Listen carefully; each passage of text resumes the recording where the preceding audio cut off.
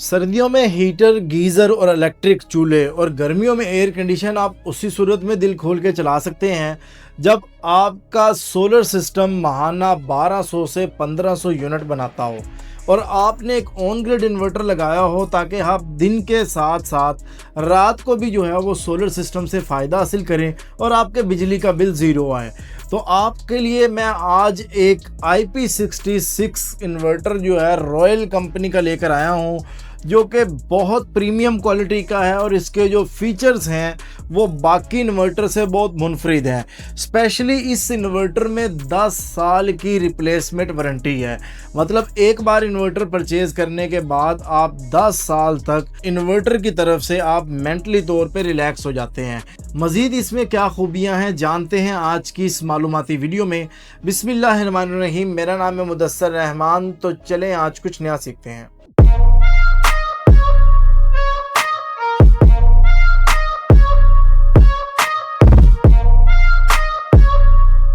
प्यारे दोस्तों, आपको बताता जाऊं कि रॉयल कंपनी ने IP66 इन्वर्टर जो है 12 किलोवाट से लेके 125 किलोवाट तक इन्वर्टर जो है वो मार्केट में लॉन्च किए हैं।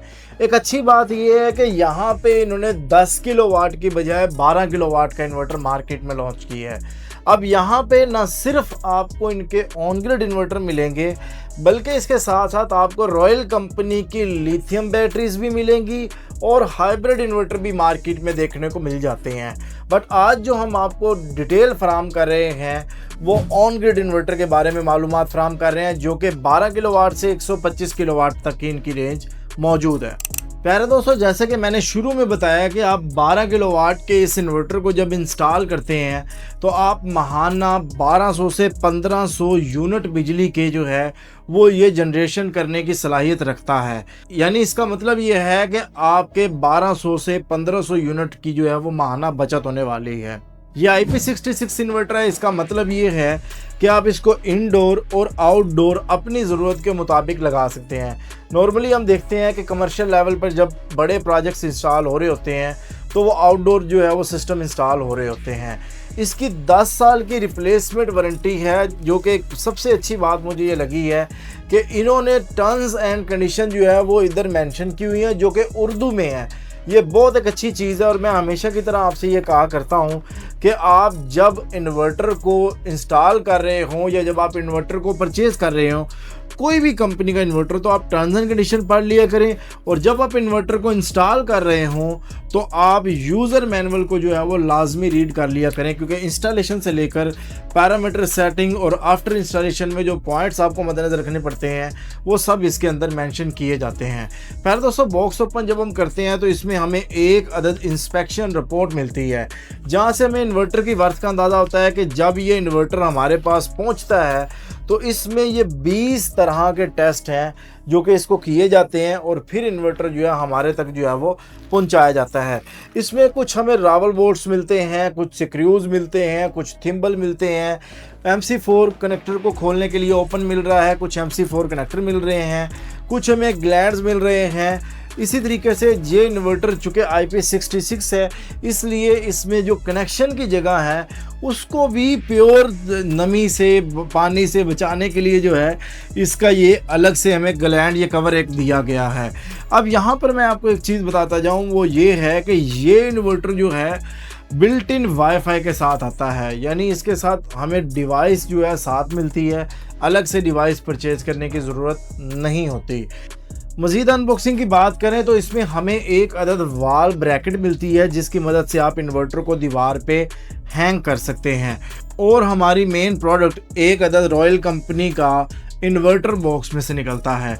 अगर मैं इसकी फ़िज़िकली बिल्ड क्वालिटी की बात करूं तो कैमरे में पता नहीं कैसा नज़र आ रहा है, बट यहाँ पर बहुत प्रीमियम है चूँकि मैं इसको देख रहा हूँ। अच्छी बात ये है कि ये नेचुरल कूल इन्वर्टर है। नेचुरल कूल इन्वर्टर का मतलब ये होता है कि इसमें फ़ैन नहीं है, यानी वो जो शोर या वो जो नॉइज़ की वजह से जो आप कहते हैं मसाइल आते हैं वो भी इसमें बिल्कुल ऐसा कुछ नहीं है। IP66 होने की वजह से ये इन्वर्टर अगर हम इसकी बैक साइड से देखें, फ्रंट साइड से देखें, अप साइड से देखें तो ओवरऑल इसको बिल्कुल पैक किया गया है कि ये IP66 के जो स्टैंडर्ड्स हैं उनको पूरा करे और इन्वर्टर में किसी किस्म का फॉल्ट रेशो जो है वो ना आए। टेक्निकल डिटेल की बात करें तो इस इन्वर्टर में 20 एम्पेयर के MPPT 2 मौजूद हैं। पर MPPT आप एक स्ट्रिंग लगा सकते हैं। 2 MPPT 20 एम्पेयर का मतलब ये होता है कि आप अभी तक के बड़े से बड़े वाट के सोलर पैनल जो हैं इसके साथ बासानी लगा सकते हैं। नॉर्मली हम देखते हैं कि 15 एम्पेयर, 18 एम्पेयर, 14 एम्पेयर, 16 एम्पेयर जो है इन्वर्टर की जो MPPT रेंज आ रही होती है उसमें हमारे पास लिमिट्स होती हैं कि हम इस पर 585 का पैनल लगा सकते हैं, 610 का लगा सकते हैं, 700 वाट का नहीं लगा सकते या इतने वाट का नहीं लगा सकते। बट चूंकि इसमें 20 एम्पेयर का कंट्रोलर है, इसका मतलब ये है कि अभी तक का बड़े से बड़ा 700 वाट का जो पैनल आया है उससे बड़ा भी अगर कोई भी पैनल जो 20 एम्पेयर की रेंज में आएगा आप उस सोलर पैनल को इस इन्वर्टर के साथ लगा सकते हैं। डुअल MPPT की वजह से आप इसमें 2 स्ट्रिंग जो है वो डिफरेंट क्वांटिटी की भी लगा सकते हैं और डिफरेंट वाट की भी लगा सकते हैं। मतलब क्या होता है? मतलब ये होता है कि मेरे पास एक स्ट्रिंग में जो है वो अगर 10 सोलर पैनल है और दूसरी स्ट्रिंग में मैं 6 सोलर पैनल लगाना चाह रहा हूँ, लगा सकते हैं। मेरे पास कुछ 585 के पैनल अभी मौजूद हैं और 1 साल के बाद मैंने 700 कुछ वाट के पैनल ले लिए, तो मैं एक MPPT में 585 के पैनल लगाऊंगा, दूसरे MPPT में 700 वाट के पैनल लगा लूँगा, तो लगा सकते हैं। अच्छी बात जो मुझे इसमें लगी है वो ये है कि इसके जो PV की वोल्टेज रेंज है वो 160 वोल्ट से 1100 वोल्ट है। अब यहाँ पे इसकी इतनी कम से कम वोल्टेज रेंज जो है, आप सोच रहे होंगे कि इसमें क्या ख़ास बात है, क्योंकि जब भी कोई ऑन ग्रिड इन्वर्टर लगाता है वो नेट मीटरिंग के लिए लगाता है, तो उसका तो कोशिश यही होती है कि मैं मैक्सिमम पैनल लगाऊं।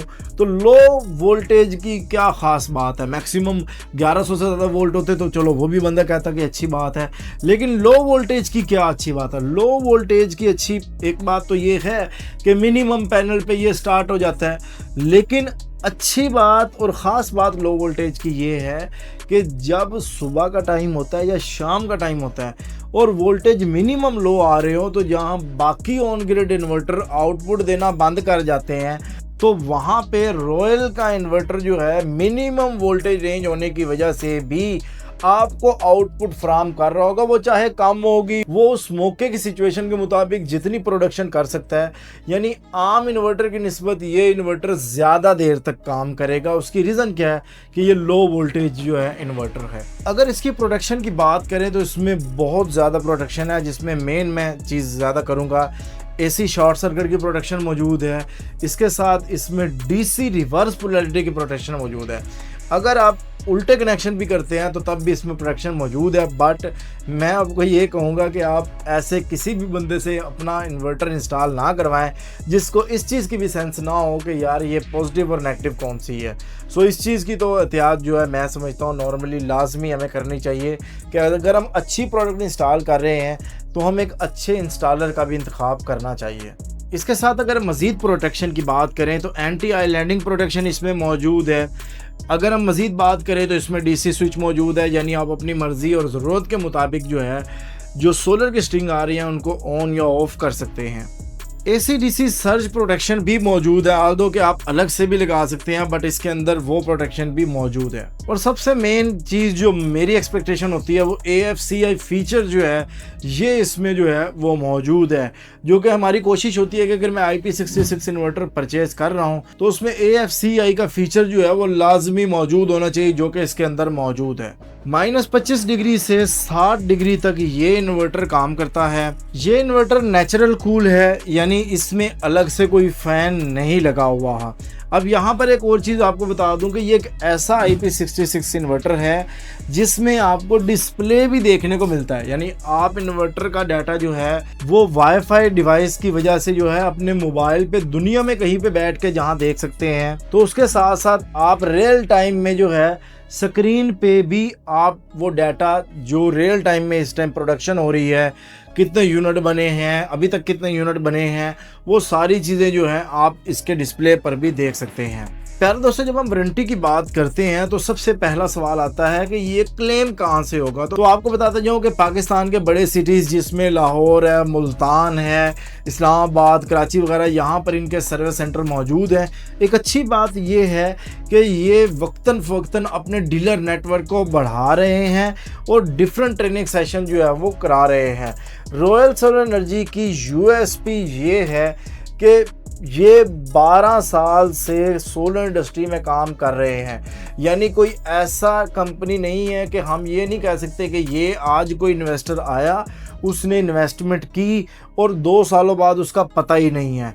तो यही वजह होती है कि हमने जब कोई भी प्रोडक्ट परचेज़ करनी होती है, या मैं भी ये कहता हूँ कि अगर जितनी एक प्रोडक्ट की वारंटी हो है, कम से कम उतने अरसे से वो कंपनी तो मौजूद हो। तो रॉयल कंपनी के पास ये टैग भी मौजूद है कि ये पायनियर्स हैं सोलर इंडस्ट्री में। तो यही वजह है कि हम इन पर ट्रस्ट कर सकते हैं। मज़ीद हमारा मकसद ये होता है कि हम वीडियोस आपको प्रोडक्ट की डिटेल से बना के दें। प्रोडक्ट का इंतखाब आपने अपनी ज़रूरत और अपनी मर्ज़ी के मुताबिक करना होता है। प्यारे दोस्तों, अब बात करते हैं इस इन्वर्टर की कीमत की और आपको ये कहाँ से मिलेगा। तो मैं आपको बताता जाऊँ कि रॉयल कंपनी का 12 किलोवाट का IP66 10 ईयर वारंटी के साथ ये इन्वर्टर आपको पूरे पाकिस्तान में आपके करीब तरीन रॉयल कंपनी के किसी भी डीलर से जो है वो बासानी मिल जाएगा। अगर कीमत की बात करें तो 1,85,000 इसकी अभी कीमत चल रही है। आप ये वीडियो कब देख रहे हैं और उस वक़्त इस इन्वर्टर की कीमत क्या है, उस कीमत को मालूम करने और इन्वर्टर ख़रीदने के लिए आप अपने करीब तरीन रॉयल कंपनी के डीलर को विज़िट कर सकते हैं, या आप रॉयल कंपनी की वेबसाइट विज़िट करके भी ये इन्वर्टर परचेज़ कर सकते हैं। अगर आप ये इन्वर्टर हमसे परचेज़ करना चाहते हैं तो आप स्क्रीन पर दिए गए नंबर पर रब्ता करके आप ये इन्वर्टर हमसे भी परचेज़ कर सकते हैं।